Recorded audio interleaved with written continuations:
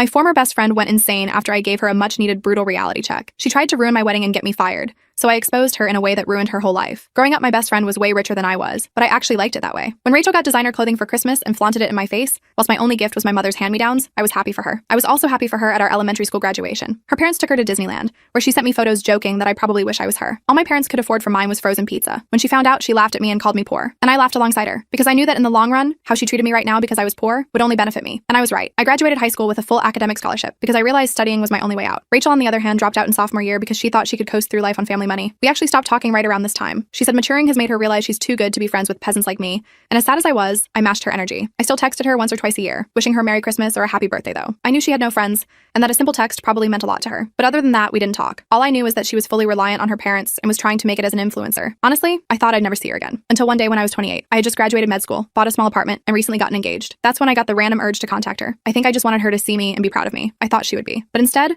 I got the biggest slap to the face of my life. I showed up to the cafe with an invitation to a ball me and my fiancé were going to, and a cheap but very pretty necklace for her. I actually wanted to reconnect, but then I saw her, and I almost gasped. She was trying to hide how old she looked with a pound of makeup, and was wearing a designer outfit with the tag still on. To my surprise, she actually hugged me and smiled. I hugged her back, but kept my guard up. We exchanged pleasantries, but as soon as the waiter took our orders, her mask fell apart. She snapped her fingers at him like he was a dog. We began catching up, and I quickly found out she just got cut off by her friend group over a joke she made. She refused to say what the joke was, though. Either way, I saw this as my chance to invite her to the ball. Rachel, I said, Paul and I are going to the ball. Do you want to come? Oh, I'm a doctor going to a ball with a man who's probably cheating. She cut me off. I just stared at her and saw the resentment in her eyes. It had been 12 years. No way was she still like this. I tried to talk again, but when I did, she did the same thing, except now she threw insults, calling me lab rat, and my fiancé, who she's never met, a lowlife. I was taken aback, and for the first time in my life, I fully saw just how pathetic and insane Rachel was. I gave up on the invitation and took out the necklace and gave it to her, but instead of thanking me or even trying it on, she took it too far. Wow, this looks like something your hobo parents found in my dad's dumpster and gave to you as a present. My jaw dropped. My body filled with so much rage, I felt my face turning red. I looked at her dead in the eye, my hands twitching with anger. In response, she looked up, except instead of making eye contact, her head started darting around and avoiding me, almost as if she was terrified of what I was about to do. It took every part of me not to stand up and use my 3 years of kickboxing on her. Instead, I did something even better. I simply kept staring at her and began taunting her deepest insecurities. Hey Rachel, I said, my voice low. How old were you when your dad kicked you out? She went red. Remember how it felt when you realized you were nothing without him? She started to tear up. I know you, Rachel. You wake up every morning in tears, wishing your dad would keep giving you money, wishing every man you dated didn't leave, wishing you didn't look so old, wishing you aren't going to die alone in a crappy condo you rent in a part of town you're too scared to walk outside in. She was fully crying by this point, her mascara streaming, but I didn't care. I even took out the ball invite and slid it across the table, telling her this was her final chance. With that, I walked out. Later that same night, I told Mark about the disaster coffee meeting. He listened sympathetically, but warned me about letting toxic people back into my life. Some relationships aren't worth salvaging, he said. I nodded, thinking that was the end of it. Rachel probably wouldn't contact me again after what I'd said. 2 days later, my phone pinged with a message from Rachel. It was a lengthy apology for her behavior at the cafe. She claimed she'd been going through a tough time and had taken it out on me unfairly. The message ended with her accepting my invitation to the charity ball. I showed Mark the message, still unsure. What do you think? I asked. He frowned at my phone. People don't change overnight, but it's your call. After thinking about it, I decided to give Rachel one last chance. I responded that we could start fresh, but I needed her to respect boundaries. No more insulting comments about my life or my family. She agreed immediately. The night of the charity ball arrived. I was nervous about seeing Rachel again, but also hopeful that maybe she was genuinely sorry. Mark and I arrived early since I was on the organizing committee. The venue looked stunning. The Historical Art Museum downtown had been transformed with elegant lighting and floral arrangements. When Rachel walked in an hour later, I almost didn't recognize her. She looked absolutely gorgeous in a deep blue gown that probably cost more than my monthly rent. But more importantly, her demeanor was completely different. She was smiling warmly, thanking the staff, and behaving like a normal, polite human being. Your dress is beautiful, she said, approaching us. And this must be Mark. I've heard so much about you. Mark gave me a surprised look, but shook her hand politely. Throughout dinner, Rachel was pleasant company, asking thoughtful questions about Mark's work and complimenting my engagement ring. I started to think maybe she really had reflected on her behavior and wanted to change. Then I went to the restroom and overheard something that made my blood run cold. Rachel was talking to one of the hospital board members, a woman I worked with closely. Yes, I've known her since childhood, Rachel was saying. I actually mentored her through medical school. She was struggling with some of the advanced concepts, but I've always had a knack for medicine. I'm a surgeon at Memorial now. I stood frozen by the sinks. Rachel wasn't a doctor. She had never even finished high school as far as I knew. She was outright lying about me and herself to my colleagues. I waited until the board member left, then confronted Rachel. What are you doing? You're not a doctor, and you certainly never mentored me. Rachel's face fell for a second before she recovered. I was just trying to fit in with your fancy doctor friends. They all seemed so impressed by credentials. By lying about me? About yourself? These are my colleagues, Rachel. My reputation matters here. She started crying, which immediately made me feel like the bad guy, even though she was clearly in the wrong. I just wanted to feel important for once, she sobbed. Everyone here is so accomplished, and I'm not. Against my better judgment, I softened. Let's just get some air, I suggested, not wanting to make a scene. I'll grab us some drinks and meet you on the terrace. I went to the bar to get us some water, needing a minute to process what had just happened. When I returned to find Rachel, I spotted her surrounded by a group of my university colleagues. They were looking at her phone and then glancing at me with strange expressions. As I approached, I caught a glimpse of what they were looking at. Photos of me, embarrassing childhood photos I didn't even know still existed. Rachel was in the middle of a story about how I had wet the bed at a sleepover sleepover when I was 12, something that had never actually happened. Rachel, I said sharply, can I talk to you for a minute? She followed me to a quiet corner, her expression all innocence. What's wrong? You know exactly what's wrong. Where did you even get those photos? Oh, I've had them forever, she said casually. Just some memories I saved. I thought your friends would enjoy seeing the real you. The real me? You're making up stories to humiliate me. Rachel leaned close, her voice dropping. You humiliated me at the cafe. Did you think there wouldn't be consequences? Before I could respond, she stepped back and her demeanor completely changed. I'm so sorry about the photos, she said loudly, for the benefit of anyone who might be listening. I didn't realize they would upset you. Let me delete them right now. She made a show of deleting the photos from her phone, but something told me she had copies. My instincts were screaming that I'd made a terrible mistake inviting her here. The rest of the evening I tried to keep Rachel in my sight, but she kept drifting away to talk to different colleagues. I caught snippets of conversations, nothing overtly damaging, but subtle implications that we had been much closer friends than we were, with her always in the mentor position. I was getting a headache from the stress when disaster struck. Rachel and I were standing near the silent auction tables when she accidentally bumped into me, spilling her full glass of red wine down the front of my cream-colored dress. Oh my god, I'm so clumsy, she exclaimed, making a big show of trying to help while actually just spreading the stain further. The dress was ruined. It was specially made for the event, and I had been planning to speak later about the Children's Wing fundraising campaign. Now I looked like I'd been in an accident. Several of the hospital donors were watching with concern. I tried to laugh it off, but I could feel tears of frustration building. I need to go clean up, I mumbled, heading for the restroom. Mark followed me, his face tight with anger. That wasn't an accident, he said once we were alone. I was watching her. She timed it perfectly when that group of donors was looking. I nodded, dabbing at the hopeless stain. I know. We should leave, Mark suggested. You can email your speech to Dr. Patterson to read. I hated the idea of missing the networking opportunity with the chief of surgery, but my dress was beyond saving, and I couldn't shake the feeling that Rachel had more accidents planned if I stayed. As we left the event early, I glanced back to see Rachel watching us with a small smile. That's when I realized this was just the beginning. I had no idea what I had started by reconnecting with her, but I had a sinking feeling I was going to find out. The next morning, I woke up to multiple text messages from colleagues asking if I was okay. At first, I figured they were concerned about the wine incident, but when I read the messages, my stomach dropped. Apparently, Rachel had told several people that I had to leave the event because I'd had one too many drinks and couldn't handle my alcohol. I immediately called Dr. Patterson to explain what really happened, but I could tell from his tone that he wasn't entirely convinced. These things happen, he said diplomatically. Just make sure you're prepared for the board meeting next week. The implication was clear. My professional reputation had taken a hit. When I told Mark about it, he was furious. This is ridiculous, he said, pacing our kitchen. She's deliberately trying to sabotage you. I know, I replied, feeling sick to my stomach. But how do I prove it? It's her word against mine, and she's apparently very convincing. I tried calling Rachel to confront her, but she didn't answer. Instead, she texted back claiming she hadn't said anything about me drinking. She just mentioned I wasn't feeling well. According to her, my colleagues must have made assumptions or were lying to create drama. You should block her number, Mark suggested. Cut all contact. I nodded, but something held me back from blocking her immediately. If she was going to continue spreading lies about me, I wanted to know what she was saying. Instead, I decided to start documenting everything. I created a folder on my phone where I saved screenshots of all our text conversations and made notes about every interaction. Over the next week, I kept my head down at work, focused on my patients, and tried to repair any damage to my reputation through sheer professionalism. I thought maybe Rachel had moved on after having her fun at the ball. I was dead wrong. A week after the charity event, my department head called me into his office. Dr. Klein was normally warm and supportive, but today his expression was serious as he turned his computer monitor toward me. Can you explain this? He asked. On the screen was a social media post from an account called Medical Frauds, showing what appeared to be me at various medical conferences, clearly intoxicated in the photos, except I knew for a fact these images were doctored. In one, my head had been poorly photoshopped onto someone else's body. In another, a normal photo of me holding a water glass had been altered to make it look like I was disoriented. This is fake, I said immediately. I've never been drunk at a conference. These are doctored images. Dr. Klein sighed. I figured as much. The Photoshop job isn't even very good, but these posts have been sent to several board members, and we need to address it. I felt my face burning with humiliation as I explained about Rachel, my former friend who seemed determined to destroy my reputation. It was mortifying having to tell my boss about this personal drama, but I had no choice. I'm sorry you're dealing with this, Dr. Klein said when I finished. Do you think she'll escalate further? I honestly don't know, I admitted. I never expected any of this. He advised me to document everything and suggested I consult the hospital's legal team if things got worse. As I left his office, I felt a mixture of relief that he believed me and dread about what Rachel might do next. That evening, Mark and I agreed it was time to completely cut off Rachel. I blocked her on all platforms and asked mutual acquaintances to not share any information about me with her. We thought maybe without access to me, she'd lose interest and move on. For a couple of weeks, things seemed to quiet down. No more fake social media posts appeared, and the gossip at work gradually died down. I started to relax, focusing on our upcoming wedding plans instead. We had booked a beautiful venue for the fall, a historic mansion with gardens that would be filled with autumn colors. The deposit had been a stretch financially, but worth it for our dream location. Then one evening, I got a call from the venue. Dr. Thompson, this is Andrea from Bellevue Manor. I'm calling to confirm your change of date from October 15th to December 3rd, and to let you know we've processed the cancellation of your catering deposit as requested. I felt like the floor had dropped out from under me. I didn't request any changes, I said, my voice shaking. Our wedding is still set for October 15th. There was an awkward pause. Well, I have the change request form here, signed by you 3 days ago. Your fiancé's mother came in to make the arrangements. My fiancé's mother lives in Colorado, I said flatly. She hasn't been to town in months. After a confusing back and forth, the truth emerged. Someone claiming to be me had made an appointment with the venue, somehow convinced them she was me, despite looking nothing like me, and made significant changes to our wedding arrangements. The venue had even refunded our catering deposit to a different credit card, meaning we'd lost thousands of dollars. I need to see the security footage, I insisted, and we need to restore all original arrangements immediately. The manager was apologetic but firm that they needed proper identification to make any changes. Mark and I drove there right away, IDs in hand, feeling sick with worry that our date might already be booked by someone else. Fortunately, our original date was still available. The manager was horrified when he realized what had happened and worked with us to restore everything, though we had to pay rush fees to reinstate our original catering order. When he showed us the security footage, my suspicions were confirmed. It was Rachel, with dyed hair and glasses, but unmistakably her. We're filing a police report, Mark said decisively as we left. This has gone beyond harassment to actual fraud. The police took our report but weren't particularly encouraging. Without Rachel admitting she had impersonated me, they said it would be difficult to prove it wasn't just a misunderstanding. They advised us to take civil action instead. 3 weeks before our wedding, the situation escalated dramatically. My bridesmaids started acting strangely, canceling dress fittings, making excuses about the bachelorette party. Finally, my maid of honor Jamie called me directly. I need to ask you something, she said, her voice uncharacteristically serious. Are you and Mark having problems? Because if you need to talk, I'm here for you. Confused, I asked what she meant. That's when she forwarded me an email she'd received from an anonymous account. It contained screenshots of text messages supposedly between Mark and another woman,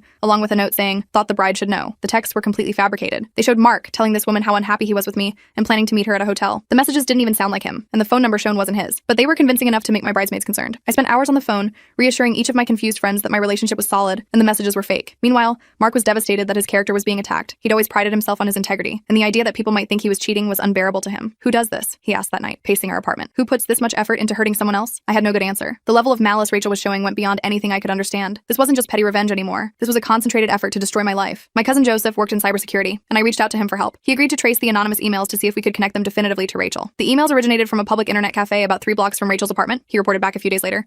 Can't prove she sent them specifically, but it's a pretty big coincidence. We took this information to the police, but again, they said it wasn't enough evidence to pursue criminal charges. They suggested getting a restraining order instead, which required less burden of proof. While we were figuring out our legal options, Rachel escalated yet again. Someone called the hospital anonymously, claiming they had seen me stealing medication from the pharmacy for personal use. This triggered an automatic investigation that temporarily limited my access to certain areas of the hospital, including medication storage. I was beyond humiliated having to explain to hospital security that I was being targeted by a vindictive former friend. They reviewed the security footage from the times in question and quickly confirmed I had done nothing wrong, but the experience was incredibly stressful. For a few days, I had to have another doctor co-sign all my medication orders, which meant explaining the situation to colleagues I barely knew. The hospital investigation cleared me within a week, thanks to their excellent security systems that showed I had never accessed the pharmacy inappropriately. But the damage to my reputation lingered. I could feel colleagues watching me, wondering if there was truth to the accusations. Some patients requested different doctors. It was subtle, but devastating. Meanwhile, Rachel found a new angle of attack. Mark's mother, Linda, had never been my biggest fan. She'd always hoped her son would marry the daughter of their family friends, and while she was polite to me, there was always a certain coolness. Rachel somehow discovered this vulnerability. One day, Mark got a concerned call from his mother. "Is everything okay with you and Sarah?" she asked. "I've been hearing some concerning things." It turned out Rachel had joined Linda's yoga class under a fake name and spent weeks befriending her. Once she gained Linda's trust, Rachel began dropping subtle comments questioning my character and suggesting Mark wasn't happy but was too loyal to admit it. "She seemed so genuine," Linda told Mark when he confronted her about it. "She said she knew you from college and was just concerned." Mark was furious. "Mom, I've told you how happy I am. Why would you believe a stranger over me?" The situation came to a head when I happened to be driving past the yoga studio one day and saw Rachel walking out with Linda. I recognized her immediately despite her new hairstyle. Without thinking, I parked and confronted her in the parking lot. "What are you doing with my future mother-in-law?" I demanded. Rachel put on a confused expression. "I don't know what you're talking about. I'm just taking a yoga class." "Stop lying, Rachel. I know exactly what you're doing." She shrugged, looking annoyingly calm. "You seem really paranoid, Sarah. Maybe you should talk to someone about that." Before I could respond, Linda came out of the studio and looked between us in confusion. Rachel used the opportunity to slip away, leaving me to explain everything to Linda. Fortunately, when I showed Linda photos of Rachel and evidence of her harassment campaign, she believed me. She was horrified to realize she'd been manipulated and apologized for doubting me. It was a relief to clear the air, but exhausting to have to constantly defend myself. With our wedding just 2 weeks away, Mark and I thought we had finally contained Rachel's influence. We'd warned everyone in our lives about her, increased security for the wedding, and were being extra cautious about sharing any personal information. Then I received a certified letter from an attorney claiming I had committed malpractice on a patient named Tyler Benson, resulting in permanent nerve damage. The letter demanded a settlement of $200,000 to avoid a lawsuit. I had never treated anyone named Tyler Benson. A quick search revealed he was Rachel's cousin. Mark and I immediately contacted our own attorney, who advised us that while the claim was obviously fraudulent, we needed to respond officially. We postponed our honeymoon to Japan to deal with the legal threat, losing thousands on non-refundable bookings. Our attorney sent a strongly worded response pointing out that hospital records would show I had never treated this patient, and threatening counteraction for filing a frivolous claim. The opposing attorney dropped the case quickly, suggesting they hadn't actually verified the claim before sending the letter. But the stress was taking a serious toll. I had trouble sleeping, jumping at every notification on my phone. Mark installed additional security cameras at our apartment after we found our car keyed in the parking garage. We both lost weight from the constant anxiety. Just when I thought things couldn't get worse, I discovered that someone had created an entire website dedicated to exposing me as a dangerous doctor. The site featured fabricated patient testimonials claiming I had botched simple procedures, acted unprofessionally, or prescribed incorrect medications. Some of the stories were so detailed they seemed believable, especially since they mixed in actual details about my medical specialty. The site ranked highly in search results for my name. New patient appointments dropped by 30% in just 2 weeks as people researching me found this horror show instead of my legitimate hospital profile. "We need to hire someone to fix this," Mark insisted after I broke down crying when a patient canceled their appointment, explicitly referencing something they'd read online. We found a reputation management service that specialized in helping professionals deal with online defamation. They weren't cheap. Several $1,000s up front plus ongoing monthly fees, but I was desperate. My career was everything to me. I'd worked too hard to let Rachel destroy it with lies. Unfortunately, the reputation management company's efforts initially made things worse. Their attempts to promote positive content about me and flag the fake site for removal drew more attention to the allegations. Local community Facebook groups began discussing whether I was actually a dangerous doctor, with people chiming in to say they'd heard things, even though they'd never been my patients. I had to swallow my pride and ask colleagues to write positive testimonials about working with me,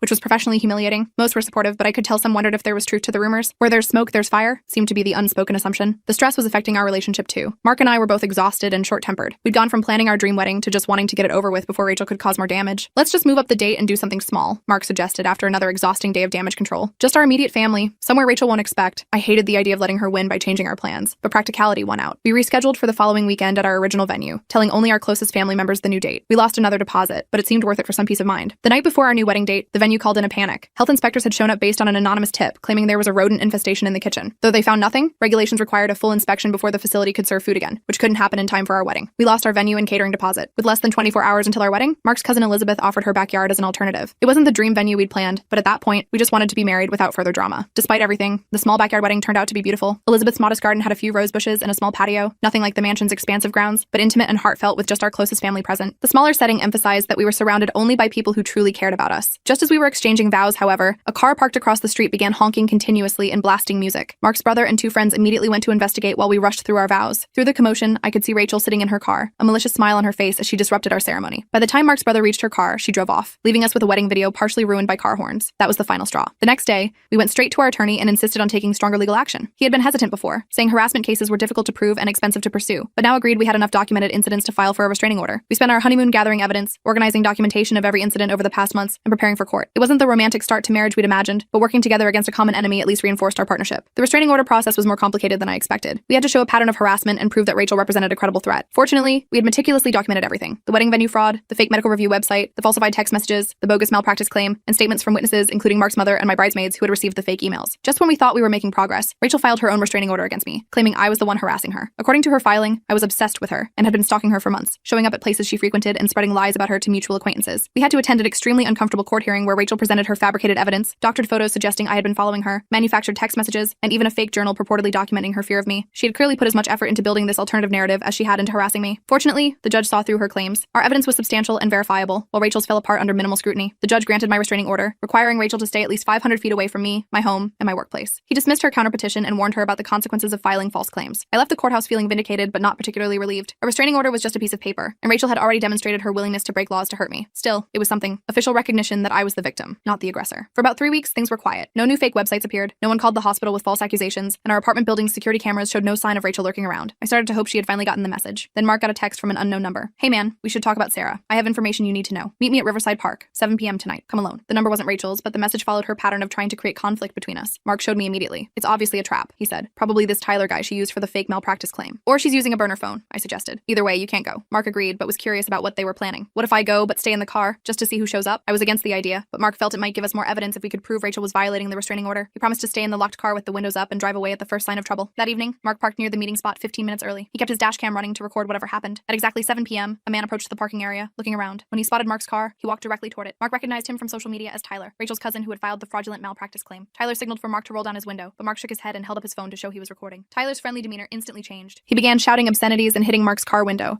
clearly trying to provoke a reaction. He was recording too, likely hoping to get footage of Mark retaliating that could be used against us later. Mark calmly drove away without engaging, leaving Tyler standing in the parking lot. When he got home and showed me the dash cam footage, I felt sick. They had clearly been trying to provoke Mark into a physical confrontation they could use against us in court or to damage his reputation. We added this incident to our growing file of evidence and notified our attorney. He suggested we investigate Tyler more thoroughly, since he seemed to be acting as Rachel's proxy now that she was legally barred from contacting us directly. Joseph discovered that Tyler had a criminal record in another state for similar harassing behavior, including a conviction for criminal mischief related to an ex-girlfriend's property. This pattern suggested Rachel had found the perfect accomplice, someone who shared her vindictive tendencies and lack of boundaries. We brought this information to court, filing a motion to expand the restraining order to include Tyler as Rachel's agent. Rachel showed up to contest it, playing the victim and claiming she was being persecuted by my vendetta against her. The judge wasn't impressed with her performance but warned both parties to maintain strict distance, telling Rachel explicitly that sending others to contact me or Mark would be considered a violation of the order. For the next 2 months, things were relatively quiet. Rachel appeared to be respecting the expanded restraining order, and we started to relax our vigilance slightly. Mark and I finally took a weekend trip to a nearby lakeside cabin. Not the Japanese honeymoon we'd planned, but at least a brief escape from the stress. While we were away, my mom called in tears. Someone had thrown rocks through their front windows in the middle of the night, with notes attached saying, "Your daughter ruins lives." I drove to my parents' home immediately, devastated that Rachel had turned her attention to them. Dad tried to play it off as random vandalism, but Mom was clearly shaken. At 65, they shouldn't have to deal with this kind of stress and fear. We filed another police report and installed security cameras at their house. The local officers were more concerned than the city police had been, promising to increase patrols in the area. Still, I worried constantly about my parents now being in Rachel's crosshairs. While I was helping my parents, Rachel made her most audacious move yet. Somehow she accessed my work email account and sent inappropriate messages to several patients, including offering controlled substances without proper protocols and making unprofessional comments about their conditions. I returned from my parents' house to find myself temporarily suspended pending an IT investigation. The hospital took patient complaints extremely seriously,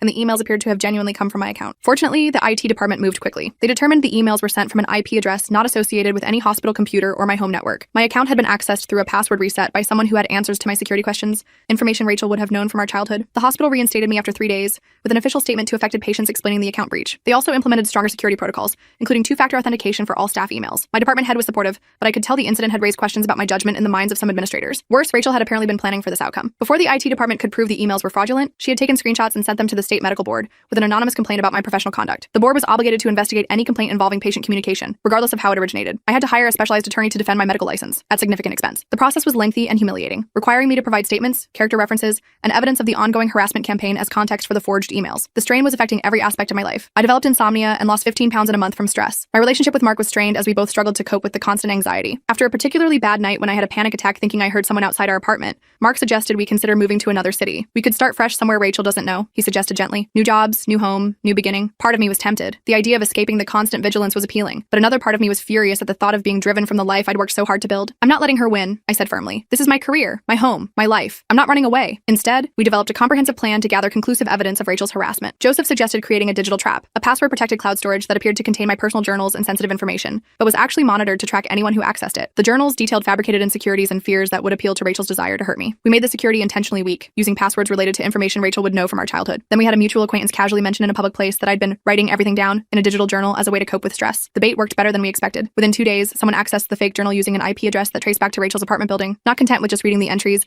Rachel downloaded them and began posting excerpts on social media with cruel commentary about my pathetic life and insecurities. Joseph had built in digital watermarks and tracking pixels that conclusively tied the unauthorized access to Rachel's devices. We finally had irrefutable evidence of her computer crimes, including her digital fingerprints from the unauthorized access. Armed with this new evidence, we went back to the police. This time, we weren't just reporting harassment, we had proof of computer fraud, identity theft, and violation of the restraining order. The detective assigned to our case took it much more seriously than previous officers had. This crosses jurisdictional boundaries, he explained after reviewing our evidence. The computer crimes aspect makes prosecution more complicated, but also more likely to stick. We'll need to coordinate with Cybercrimes Division. For the first time in months, I felt a glimmer of hope that Rachel might face real consequences for her actions. The detective was candid about the challenges. Building a criminal case would take time, and the burden of proof was high, but he seemed confident that we had enough evidence to move forward. While the police investigation proceeded, our attorney suggested we should also pursue a civil case. We filed a comprehensive lawsuit against Rachel for defamation, harassment, intentional infliction of emotional distress, and financial damages resulting from her actions. Our attorney sent Rachel an official notice of the lawsuit with copies of all our evidence attached. We expected this show of force to intimidate her, but Rachel responded by creating a GoFundMe campaign, claiming she was being legally bullied by privileged doctors who were trying to silence her for speaking truth to power. Her campaign painted me as a vindictive, powerful physician,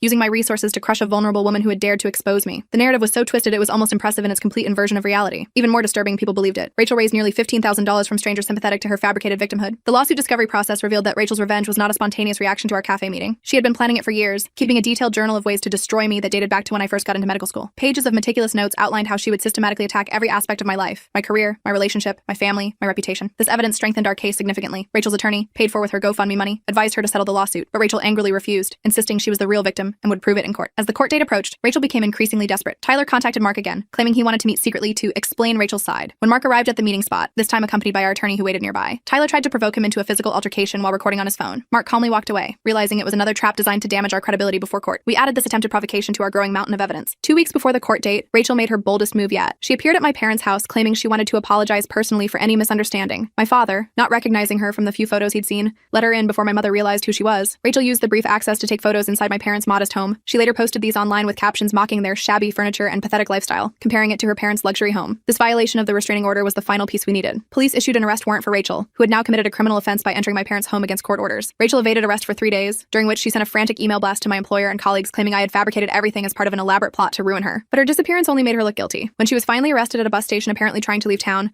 few believed her protestations of innocence. With Rachel in custody awaiting a hearing on the restraining order violation, Mark and I finally felt a moment of relief. But we quickly realized this was just the beginning of a new chapter in our ordeal. The criminal case for violating the restraining order was separate from our civil lawsuit, which was still proceeding. Both would require our ongoing participation, testimony, and emotional energy. We were also concerned about the financial strain. Between legal fees, security measures, and income loss due to the damage to my professional reputation, we had already spent over $30,000 dealing with Rachel's harassment. The prospect of continuing legal battles was daunting. Unexpectedly, help came from an unexpected source. Dr. Klein, the senior partner at my hospital who had supported me throughout the ordeal, connected us with a pro bono attorney who specialized in stalking cases. The attorney had previously worked with several healthcare professionals targeted by vindictive individuals and was passionate about helping victims of this type of harassment. With improved legal representation, we felt more confident facing the upcoming proceedings.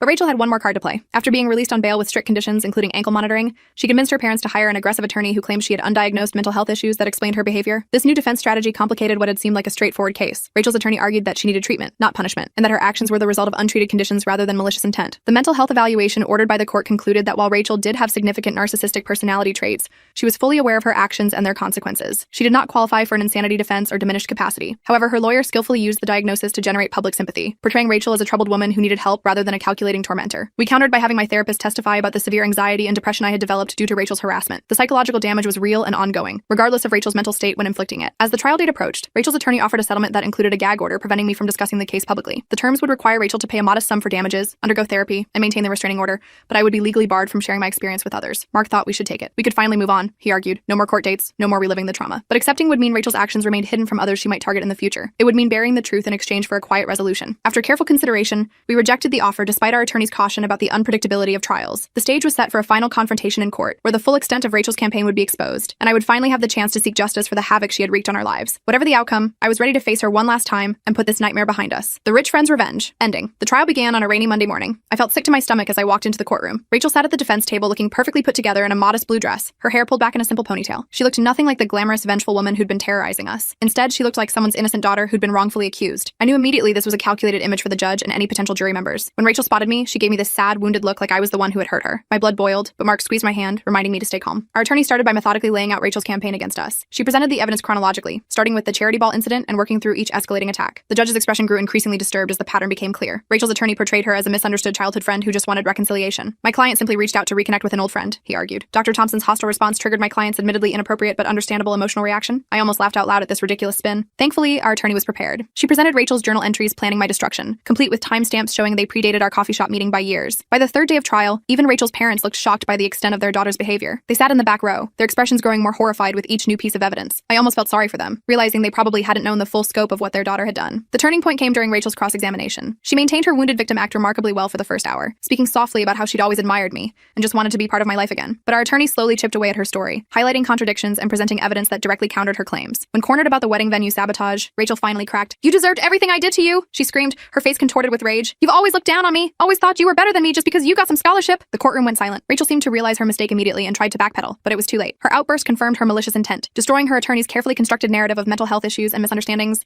The judge not only ruled in our favor but issued a permanent restraining order and ordered Rachel to pay significant damages, $175,000 for defamation, emotional distress, and financial losses we'd suffered. He also recommended the prosecutor pursue criminal charges for identity theft, computer fraud, and violation of the temporary restraining order. As we left the courthouse, I felt overwhelming relief. The judge's decision brought immediate validation, official recognition that I wasn't crazy or paranoid. Rachel really had been methodically trying to destroy my life. I expected to feel elated, but mostly I just felt exhausted. The constant vigilance and anxiety of the past year had drained me completely. That night, Mark and I ordered takeout and fell asleep on the couch before 9 p.m., too tired to even properly celebrate our victory. The aftermath brought new challenges we hadn't anticipated. Rachel's parents refused to help pay the damages, telling her lawyer they were done enabling her. After years of bailing Rachel out of her messes, they'd finally reached their limit. This meant Rachel faced both financial consequences and the loss of her safety net. I felt vindicated by the ruling, but still struggled with anxiety and trust issues. Jumping at unexpected noises, checking the locks 3 times before bed, scanning every room for threats when I entered. These had become automatic behaviors I couldn't shake. Mark noticed and suggested using part of the settlement money for therapy. "Not just for you," he said, "for both of us. This affected me too, and I think couples therapy would help us process everything together." He was right. We found a therapist who specialized in trauma and recovery. The sessions were sometimes painful but helped us begin healing together, strengthening our relationship through the shared trauma. 2 months after the trial, I received good news professionally. The hospital fully cleared my record and offered me a position on a prestigious research team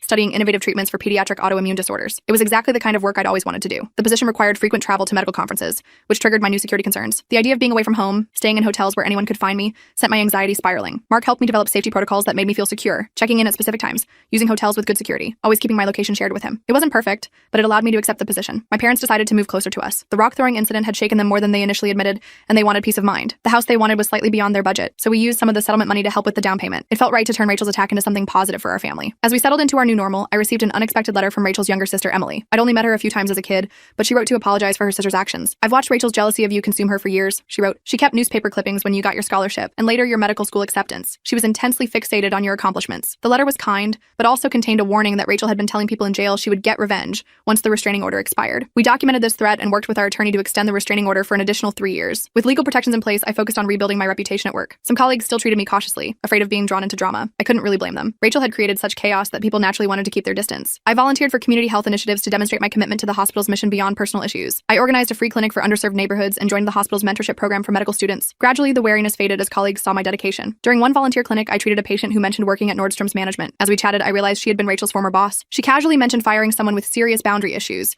who had targeted another employee over a perceived slight. She just couldn't let it go, the woman said, not knowing my connection to Rachel. Kept escalating until we had no choice but to terminate her. Discussing this felt like participating in the same toxic behavior I'd condemned. I politely changed the subject and focused on the patient's medical needs. I didn't need more Rachel stories. I had enough of my own. Mark and I finally took our delayed honeymoon to coastal Maine. Not the Japan trip we'd originally planned, but a peaceful week in a seaside cottage. We completely disconnected from social media and work, trying to just be a normal couple enjoying their honeymoon. 3 days in, I found myself constantly checking windows and feeling watched whenever we walked on the beach. Mark noticed and gently suggested we see a trauma therapist specifically for my hypervigilance when we returned home. The specialized therapy helped immensely with my anxiety. My therapist explained that my brain had been rewired by trauma to constantly expect threats. Through EMDR therapy and cognitive techniques, I slowly began to feel safe again. I still struggled with allowing new people into our lives. Every new acquaintance raised questions in my mind. What if they're connected to Rachel? What if they're just pretending to be friendly? Mark and I started small by hosting dinner parties parties with trusted friends, gradually expanding our social circle with their vetted connections. A year after the trial, I was offered a speaking opportunity at a medical conference on workplace harassment. The organizers had heard about my experience and thought my perspective would be valuable. Accepting meant my story would become more public, potentially exposing me to more attention. After careful consideration, I decided to share my experience anonymously through a colleague. She presented my case study without using my name, helping others without re-exposing myself to potential backlash. We learned through mutual connections that Rachel had moved to another state after serving a short jail sentence for violating the restraining order. She'd apparently started over with a new job and new social circle. Part of me hoped she had genuinely changed and wasn't just regrouping to target someone else. Another part remained skeptical. Joseph helped us create secure social media profiles and monitored for any concerning online activity. We maintained our vigilance, but less frantically than before. Life was gradually returning to normal. For my 30th birthday, Mark surprised me with news that we were expecting our first child. I was overwhelmed with joy, a happiness I hadn't thought possible during the darkest days of Rachel's harassment. But this joy came with new fears about protecting our growing family. We channeled these concerns productively by creating extensive security systems and legal protections for our child. We established a trust to keep our home address private, installed comprehensive security systems, and made sure our child's information would be protected at future schools and daycares. 2 years after the ordeal began, we received unexpected news through our attorney. Rachel had completed court-ordered therapy and sent a notarized letter acknowledging her actions without asking for forgiveness.